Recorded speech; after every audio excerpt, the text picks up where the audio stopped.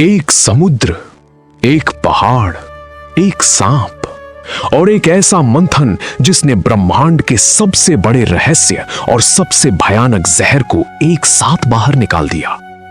क्या आप जानते हैं कि दुनिया का सबसे बड़ा धार्मिक आयोजन कुंभ मेला इसी एक पौराणिक घटना की 4 बूंदों की वजह से लगता है।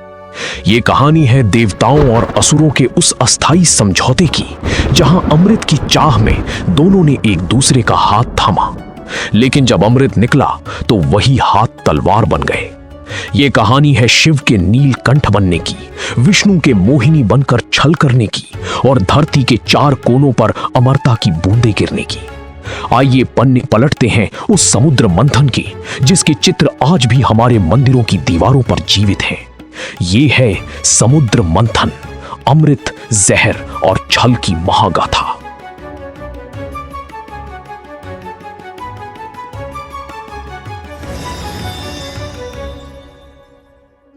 हर युद्ध की शुरुआत एक छोटी सी चिंगारी से होती है। समुद्र मंथन की यह चिंगारी कोई और नहीं बल्कि ऋषि दुर्वासा का क्रोध था। कहते हैं कि एक बार इंद्रदेव अपने ऐरावत हाथी पर सवार होकर जा रहे थे। रास्ते में उनकी मुलाकात दुर्वासा ऋषि से हुई। ऋषि ने प्रसन्न होकर इंद्र को एक दिव्य माला भेंट की, लेकिन इंद्र ने अहंकार में आकर वो माला ऐरावत के माथे पर डाल दी। हाथी ने उसे सूंघकर जमीन पर पटक दिया और पैरों तले कुचल दिया।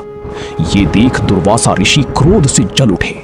उन्होंने श्राप दिया कि तुम्हारी सारी शक्तियां और लक्ष्मी नष्ट हो जाएं। इसी श्राप के कारण देवता निर्बल हो गए और असुरों का साम्राज्य फैलने लगा। अब एकमात्र रास्ता बचा था, अमृत। श्राप के प्रभाव से देवताओं का तेज फीका पड़ गया। असुरों के राजा बलि ने यह अवसर देखकर स्वर्ग पर आक्रमण कर दिया।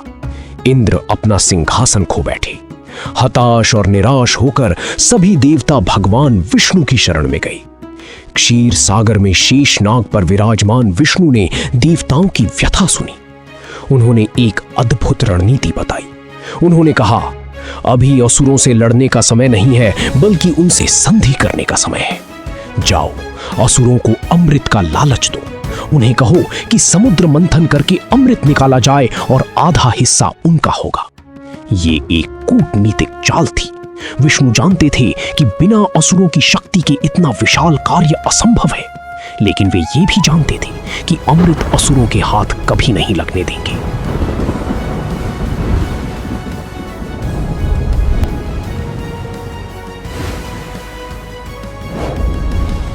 भगवान विष्णु के आदेश पर देवता असुरराज बलि के पास गए। पहले तो असुरों को देवताओं पर विश्वास नहीं हुआ। सदियों के शत्रु अचानक मित्रता का हाथ बढ़ा रहे थे। लेकिन जैसे ही अमृत का नाम आया, असुरों की आंखें ललचा गईं। अमृत का मतलब था अमरता। उन्होंने सोचा, हम शक्तिशाली हैं, मंथन के बाद हम अमृत हड़प लेंगे और देवताओं को कुछ नहीं देंगे। दोनों पक्षों ने एक दूसरे को धोखा देने की मंशा से ही यह संधि की। तय हुआ कि वे मिलकर क्षीर सागर का मंथन करेंगे, लेकिन मंथन के लिए चाहिए था एक विशाल मथानी यानी मथनी और एक मजबूत रस्सी। इसके लिए उन्होंने मंदराचल पर्वत को उखाड़ने और वासुकी नाग को लाने का निर्णय लिया। सबसे पहले जरूरत थी मथानी की। मंदराचल पर्वत को चुना गया। देवताओं और असुरों ने मिलकर अपनी समस्त शक्ति लगाकर इस पर्वत को उखाड़ने का प्रयास किया। पर्वत अपनी जगह से टस से मस नहीं हुआ। उनकी सारी शक्ति व्यर्थ होती दिखी। तब भगवान विष्णु स्वयं वहां प्रकट हुए। उन्होंने अपने वाहन गरुड़ को आदेश दिया। गरुड़ ने अपने विशाल पंख फैलाए और एक ही झटके में मंदराचल को उखाड़कर अपनी पीठ पर लाद लिया और उसे क्षीर सागर के तट पर लाकर रख दिया। यह पर्वत इतना विशाल था कि इसकी परछाई से दिन में रात हो जाती थी, लेकिन जब इसे समुद्र में डाला गया तो इसका भार इतना अधिक था कि यह पानी में डूबने लगा। अब एक नई समस्या खड़ी हो गई। मंदराचल पर्वत जैसे ही समुद्र में रखा गया, अपने अथाह भार के कारण पाताल की ओर धंसने लगा। सबके हाथ पांव फूल गए। अगर मथानी ही डूब गई तो मंथन कैसे होगा? तब सर्वव्यापी भगवान विष्णु ने एक विशाल कच्छप कछुए का रूप धारण किया। ये कोई साधारण कछुआ नहीं था, इसकी पीठ 1,00,000 योजन विस्तृत थी।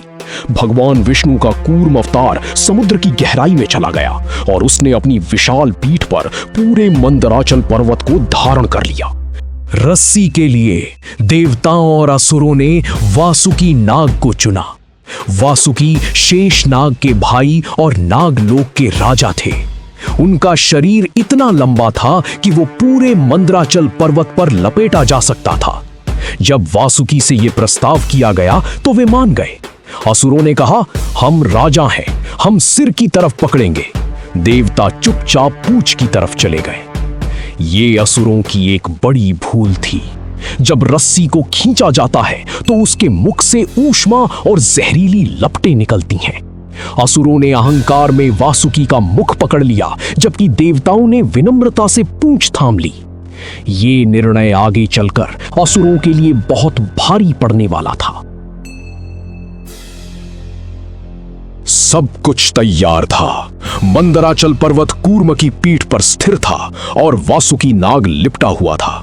देवताओं और असुरों ने अपनी अपनी तरफ से जोर लगाया। है सा के घोष के साथ समुद्र मंथन आरंभ हुआ, लेकिन पहली ही बार खींचने पर एक भयानक हादसा हो गया। पर्वत अपनी जगह पर घूमने के बजाय खिसकने लगा। नीचे कूर्म अवतार की पीठ पर खरोंच तक आ गई। ऊपर से वासुकी नाग के मुख से असहनीय विष और आग की लपटें निकलने लगी। असुरों का दम घुटने लगा, उनके चेहरे झुलस गए, वो चीखने लगे।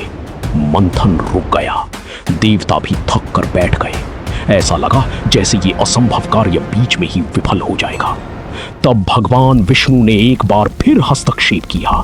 असुर जल रहे थे, देवता हार मानने लगे थे, पर्वत डगमगा रहा था। तब भगवान विष्णु ने देखा कि अगर ये मंथन रुका तो सृष्टि का संतुलन बिगड़ जाएगा।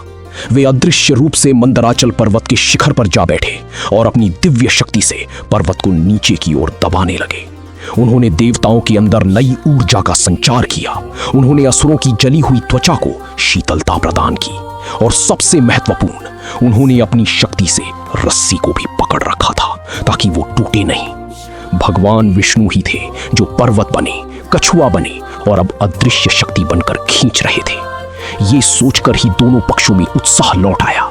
हर हर महादेव और जय विष्णु के जयकारों के साथ समुद्र फिर से मथने लगा। मंथन तेज हो गया। समुद्र की लहरें पागलों की तरह उछलने लगीं। लेकिन जैसे जैसे मंथन गहरा हुआ, समुद्र के अंदर से एक भयानक चीज बाहर आने लगी। पहले एक तीखी दम घोंटू गंध फैली, फिर आसमान में काला धुआं छा गया और अंत में एक भयंकर नीला जहर समुद्र की सतह पर उभरा। इसका नाम था हलाहल या कालकूट। ये इतना भयानक था कि इसकी एक बूंद भी पूरी सृष्टि को जलाकर राख कर सकती थी। देवता और असुर सभी डर के मारे भागने लगे। पेड़ पौधे सूखने लगे, पक्षी आकाश से गिरने लगे। सृष्टि का अंत सामने दिखाई देने लगा। ये वो क्षण था जब सबकी निगाहें एक ही देवता की ओर उठी, भगवान शिव महाकाल। जब सारी सृष्टि डूबने को थी, तब कैलाश पर्वत पर विराजमान भगवान शिव ने अपनी अंतरात्मा से पुकार सुनी। उन्होंने देखा कि विष्णु का यह मंथन विनाश का कारण बन रहा है। बिना एक पल गवाए भोलेनाथ क्षीर सागर के तट पर प्रकट हुए। उन्होंने अपनी अंजलि बनाई और उस पूरे हलाहल विष को पानी की तरह अपनी हथेली में भर लिया और फिर सृष्टि को बचाने के लिए उन्होंने वो विष पी लिया। माता पार्वती ने घबराकर उनका गला पकड़ लिया ताकि विष उनके पेट में न जा सके। विष ने उनके गले में ही निवास कर लिया और उनका कंठ नीला पड़ गया। तभी से वे नीलकंठ कहलाए। ये त्याग की पराकाष्ठा थी। भगवान शिव ने सबको जीवन दान दे दिया। विष पीने के बाद शिवजी कैलाश लौट गए और मंथन फिर से शुरू हुआ। अब समुद्र ने अपना खजाना खोलना शुरू किया। यह कोई साधारण खजाना नहीं था। समुद्र मंथन से कुल 14 रत्न निकले। ये 14 रत्न सिर्फ वस्तुएं नहीं थे, बल्कि जीवन, समृद्धि और दिव्यता के प्रतीक थे। आइए जानते हैं वे अनमोल रत्न जो एक एक करके समुद्र की गहराइयों से बाहर आए। ये दृश्य इतना अद्भुत था कि स्वर्ग की अप्सराएं नृत्य करने लगी और गंधर्व गान करने लगे। सबसे पहले समुद्र से निकले चंद्रमा, उनकी शीतल चांदनी ने संसार को आलोकित कर दिया। भगवान शिव ने उन्हें अपने मस्तक पर धारण कर लिया। दूसरा रत्न था कामधेनु, वो दिव्य गाय जो हर इच्छा पूर्ण कर सकती है। इसे ऋषियों को दे दिया गया ताकि यज्ञ और जीवन चलता रहे। तीसरा रत्न निकला उच्चैश्रवा घोड़ा। ये एक बर्फ जैसा सफेद 7 मुंह वाला और पंखों वाला अद्भुत अश्व था जो हवा से बातें करता था। इसकी गति और सौंदर्य अद्वितीय था। इसे देखते ही असुरों की आंखें चमक उठी और राजा बलि ने कहा, ये रत्न हम लेंगे। और इस तरह पहला विवाद खड़ा हो गया। चौथा रत्न था ऐरावत हाथी। ये 4 दांतों वाला सफेद रंग का विशालकाय गजराज था। इसे देखकर इंद्रदेव का मन ललचा गया और उन्होंने कहा, ये मेरा वाहन होगा। असुरों ने इसे इंद्र को दे दिया क्योंकि वे जानते थे कि असली कीमती चीजें अभी बाकी हैं। पांचवा रत्न था पारिजात वृक्ष, जिसके फूल कभी मुरझाते नहीं और जिसकी सुगंध चारों दिशाओं में फैलती है। ये स्वर्ग का वृक्ष था। इस पर भी देवताओं ने अपना दावा ठोक दिया। ये स्पष्ट हो रहा था कि बंटवारे को लेकर खाई गहरी होती जा रही है। छठा रत्न था रंभा और अन्य अप्सराएं। वे अद्भुत सौंदर्य और नृत्य कला की देवियां थीं। सातवां रत्न था देवी लक्ष्मी। जैसे ही वो कमल के आसन पर बैठकर समुद्र से प्रकट हुई, चारों ओर सोने की वर्षा होने लगी। उन्होंने एक स्वर्ण कमल का फूल लिया और सबके देखते ही भगवान विष्णु की छाती पर रख दिया और उनकी अर्धांगिनी बन गई। आठवां रत्न था वारुणी, मदिरा की देवी। इसे असुरों ने सहर्ष स्वीकार कर लिया। लक्ष्मी के आगमन से संसार में समृद्धि और शांति लौट आई। अब समुद्र की गहराइयों से 11वां, 12वां और 13वां रत्न प्रकट हुए। सबसे पहले निकला पांचजन्य शंख, जिसकी दिव्य ध्वनि पूरे ब्रह्मांड में गूंज उठी। इसे भगवान विष्णु ने स्वीकार किया। फिर उभरी कौस्तुभ मणि, दुनिया का सबसे कीमती और तेजस्वी रत्न। इसकी चमक सूर्य से भी तेज थी, जिसे श्री हरि ने अपने हृदय पर धारण किया। इसके बाद आया कल्प वृक्ष, वो दिव्य वृक्ष जो मांगी गई हर मुराद पूरी करता है। इसे स्वर्ग की शोभा बढ़ाने के लिए देवताओं को दे दिया गया। ये रत्न समुद्र मंथन की उस महान शक्ति के गवाह थे जिसने देवताओं को फिर से वैभवशाली बना दिया था। लेकिन जिसकी सबको प्रतीक्षा थी, वो अभी आना बाकी था। आखिरकार समुद्र की आखिरी लहर के साथ एक तेजस्वी देवता प्रकट हुए, धन्वंतरी, जो आयुर्वेद के जनक हैं। उनके हाथों में एक कमल पुष्प था और कमल के ऊपर रखा था एक चमचमाता हुआ स्वर्ण अमृत कलश। जैसे ही अमृत घट प्रकट हुआ, वातावरण बदल गया। देवता और असुर दोनों की आंखों में लालच और अमरता की भूख साफ झलकने लगी। सदियों का समझौता, साझा मंथन, सब कुछ एक पल में भूल गए। ये हमारा है, नहीं ये हमारा है, चीख पुकार मच गई। असुरों ने ताकत के बल पर अमृत घट छीन लिया और भागने लगी। असुर अमृत कलश लेकर भागे, देवता उनके पीछे दौड़े। कहते हैं कि ये भाग दौड़ 12 दिनों तक चली, जो मनुष्यों के 12 वर्षों के बराबर थी। इस दौरान जहां जहां असुरों ने कलश रखा, वहां वहां अमृत की कुछ बूंदें छलककर धरती पर गिर गईं। ये स्थान थे प्रयागराज, हरिद्वार, उज्जैन और नासिक। ये 4 स्थान आज दुनिया के सबसे बड़े आध्यात्मिक आयोजन कुंभ मेले के लिए पवित्र माने जाते हैं। हर 12 साल में जब ग्रह नक्षत्र वही स्थिति बनाते हैं जो अमृत बूंद गिरने के समय थी, इन चारों स्थानों पर अमृत स्नान का महापर्व मनाया जाता है। भाग दौड़ बंद हुई तो असुर और देवता आमने सामने खड़े थे। युद्ध निश्चित था। तब भगवान विष्णु ने सोचा कि अगर युद्ध हुआ तो फिर से प्रलय आ जाएगा। उन्होंने माया का सहारा लिया। उन्होंने मोहिनी का रूप धारण किया। ये ऐसा सौंदर्य था जो ब्रह्मांड में कभी नहीं देखा गया था। नीले कमल जैसे नेत्र, बांस की तरह लचकती कमर और ऐसी चितवन कि असुरों की सेना के हाथ से हथियार छूट गए। मोहिनी ने मीठी वाणी में कहा, हे वीरों, तुम क्यों लड़ रहे हो? मैं तुम्हारे बीच ये अमृत बांट दूंगी, बस एक शर्त है, जैसा मैं बांटूंगी तुम वैसे ही स्वीकार करोगे, कोई हस्तक्षेप नहीं करेगा। मोहिनी के जादू में फंसे असुरों ने तुरंत हां कर दी। मोहिनी ने अमृत बांटना शुरू किया। उन्होंने देवताओं की पंक्ति को अपनी ओर कर लिया और असुरों की पंक्ति को पीछे। वो पहले देवताओं को अमृत पिलाने लगी। असुर मोहिनी के सौंदर्य में इतने खोए हुए थे कि उन्हें पता ही नहीं चला कि उन्हें अमृत नहीं मिल रहा है। उन्हें लगा शायद बाद में मिलेगा। लेकिन एक असुर राहु को शक हो गया। उसने सोचा कहीं ये छल तो नहीं। वो चुपके से अपना रूप बदलकर देवता बन गया और सूर्य और चंद्र के बीच जाकर बैठ गया।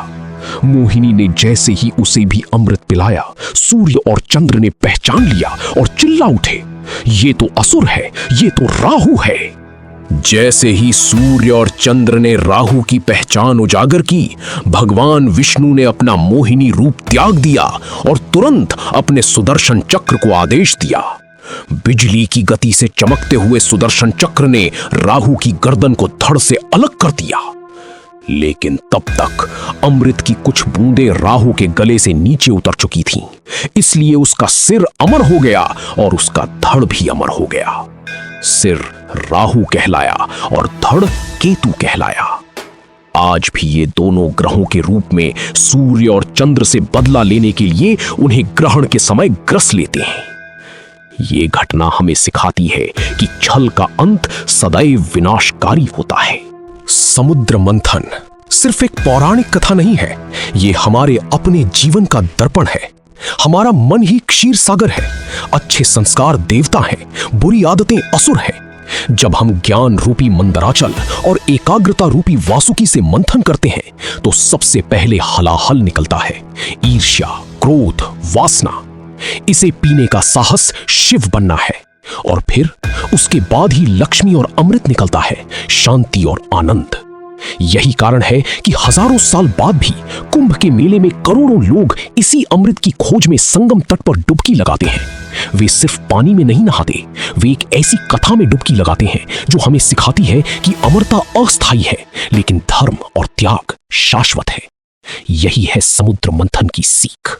दोस्तों, अब सवाल आपके लिए है। समुद्र मंथन की इस कथा से आपको सबसे बड़ी सीख क्या मिली? क्या असुरों को विष दे देना चाहिए था, या भगवान ने धर्म और सृष्टि की रक्षा के लिए बिल्कुल सही निर्णय लिया? अपनी राय कमेंट में जरूर लिखिए। अगर आपको समुद्र मंथन की ये दिव्य कथा पसंद आई हो तो वीडियो को लाइक करें, चैनल डीप डाइव डॉक्स को सब्सक्राइब करें